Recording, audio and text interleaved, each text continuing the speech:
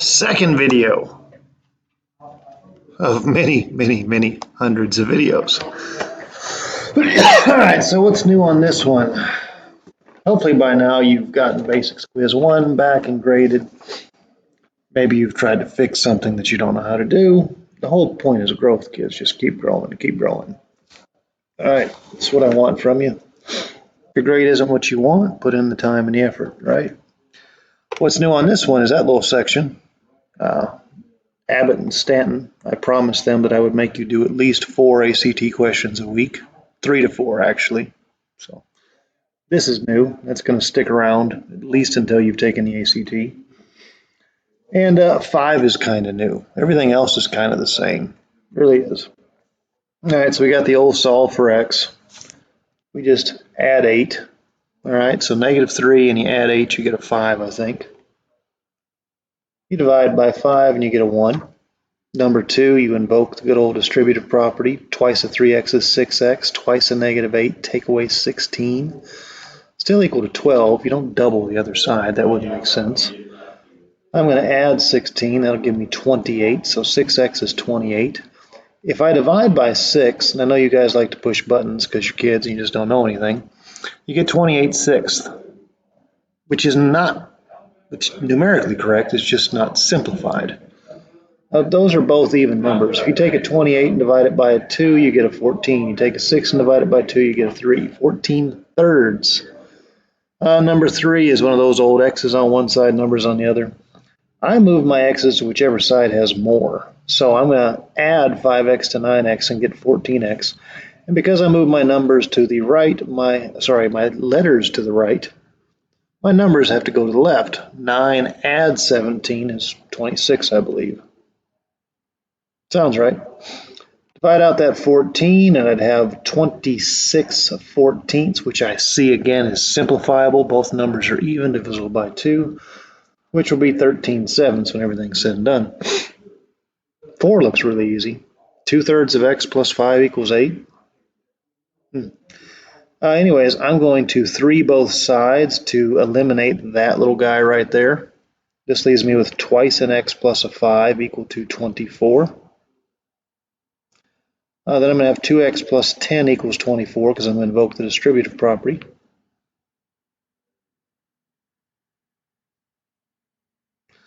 Next step here is going to be to subtract 10. 2x is now 14. Divide by 2 and I get that x is 7. Sorry, I was glancing off at something. I didn't zone out or anything, I just was looking at something else.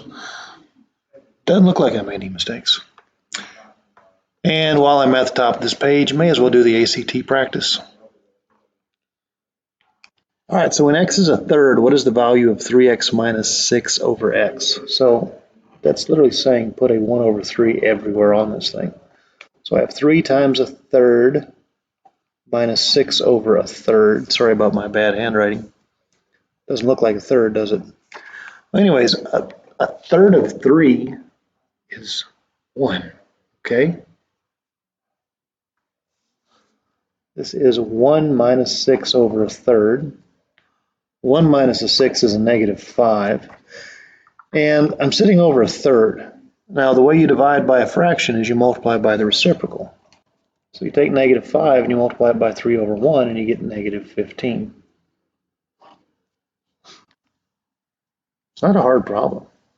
In the standard XY coordinate plane, what is the midpoint of the line segment that has endpoints? It's really 5, 10, and 1, -4. So midpoint is where you take your x's, you add them together and you divide by 2. You take your y's, you add them together and you divide by 2. So these numbers may not be pretty, but the x's are 5 and 1. So 5 plus 1 over 2. And 10 and -4, both over 2. Then you simplify it. 5 plus 1 is 6, divided by 2 is 3. 10 take away 4 is 6, divided by 2 is also 3. All right, 5 is new. Solve for y. We're not going to get a numerical answer on this. Isolate y is what it means. So when I look at this thing, the first thing that kicks into my head is invoking the distributive property, because I can't do anything with this -2y right now because it's in a set of parentheses. So if I distribute, I'd have 6x minus 6y equal to 4y plus 4. And I am now in a position where I can get my y's on one side, everything else on the other. Y's on one side, everything else on the other. The reason I do that is because I am solving for y. I want to get y alone by itself. I'm actually going to move my y's to the right because I can then add 6 as opposed to taking away 4 and messing around with negatives. So if I do that, I would have 10y on the right. And because that's going to the right, this is going to the left, 6x minus 4. Now don't be the kid who thinks that's like 2x. Why are you in Algebra 2 if you think that's 2x? I shouldn't talk like that because, I might hurt your feelings or whatever. Those are not like terms, okay? You cannot do anything with them except write it out on paper. You cannot actually figure out what 6x minus 4 is because you don't know what x is. X can be anything, all right? But anyways, it is mostly done. The next step here is to divide by 10. So I divide the 10 out on the right, I do so on the left. And what I notice about this thing is that these three things, the 6, the 4, and the 10, they all have one thing in common. They're even. 6 divided by 2 is 3. 4 divided by 2 is 2. 10 divided by 2 is 5. And there you go. That's the correct solving of that thing. Wasn't so hard. 5, 6, and 7. 5 ought to be like easy, man. 3x times 4x minus 2. You invoke that distributive property 12x squared because an x times an x is an x squared. Then you do 3x minus 2 and you get a negative 6x. Done. On 6, Jesus would FOIL. He would also FOIL on 7. So an x times an x is an x squared, and x times a 7 is plus a 7x, and negative 2 times an x is minus a 2x, and negative 2 times a 7 is minus a 14. Then I combine like terms, x squared plus 5x minus 14. See? Easy. 7 I FOIL as well. 5x times 3x, 15x squared. 5x times 8 plus 40x. Negative 3 times 3x minus 9x. Negative 3 times 8 minus 24. Combine like terms. 15x squared plus 31x minus 24. 8, 9, you got your function notation. It's going to funk with you for a while. Learn it, get it done. It's not that hard. I talked about this on the last video I just did a few minutes ago. It's literally replacing x with 5. So 5 times a 5 out of 4 is going to get me my result. 5 5s out of 4 is 29. Here I'm going to replace the x with a negative 3. 5 negative 3s plus a 4. That's going to get me negative 15 plus 4, which is negative 11 when everything's said and done. The rest of this test is just factoring an average rate of change, basically. 10, to find the slope between two given points. Again, the formula for slope is y2 minus y1 over x2 minus x1. So plug it in. This is x1, y1. This is x2, y2. I remember that lesson in 7th grade, Palmersville, Tennessee. Rachel Dunning teaching this. That was all you needed. This is not rocket science. Okay? All right, so my slope is going to be a negative 5 minus a 7, sitting over 8 minus a negative 5. A negative 5 minus 7 is negative 12, and 8 take away negative 5 is 13. So negative 12 thirteenths. Easy peasy Japanesey, all that good stuff. Moving on. The bonuses, there's 3 of them. Given f of x is negative x squared plus 6, find the average rate of change over the interval. I wrote down this formula last time. It probably won't occur to you for a while, but it's actually the formula for slope. F of b, well, when you plug something in, you get a y value. So this is actually y2. Take away f of a, which is y1. And b and a are x1, x2. These aren't ordered pairs. Those are solid brackets. Those are x values. There's a, there's b. So first I find f of 2. F of 2 is a negative 2 squared plus 6.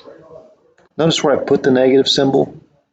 It's on its own. It doesn't, you're not plugging in a negative 2. The result has to be negative.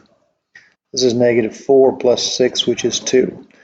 F of negative 1 is a negative 1 that is squared, add 6.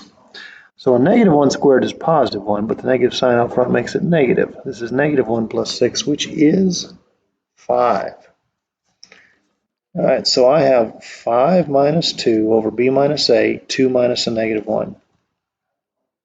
Oh, this one ended up being 1 again. 5 minus 2 is 3, 2 minus negative 1 is 3, 3 over 3 is 1. Bonus 2, solve for x. Just like last time, you take a finger. A lot of times I use my middle finger, but it's too big for this piece of paper. Mainly because I just like to flip all you kids off, but mainly because it sticks. Take a finger, cover up a factor, all right? So there's a factor, 5x minus 13. It equals 0. Now, there's another factor, 2x plus 5. Look on the piece of paper. What's it equal? It equals 0. I have one of these answers is right. Actually, it's actually 2, 1, or none. But I have two potential answers. 5x is 13 divided by 5, 13 fifths. Or 2x is negative 5 divided by 2, negative 5 halves. If you're doing this home, don't use a calculator, because you don't get to use one on this. I don't care who you are. I don't care what your last name is. I don't care what you smell like. You don't get to use a calculator. Factoring. This is guess and check. So I know that it takes a 7x and an x to make a 7x squared. And when I see 6, your factors are going to be 1 and 6 or 2 and 3. My gut says it's probably 2 and 3. And I don't have a lot of room here to write this out, but the outside makes 21, all right? The inside makes 2. Negative 21x plus 2x is negative 19x. So there's how she factors. And there's basics 2. I hope you do well on that quiz. Some of you will. I know that. Some of you won't. I know that too.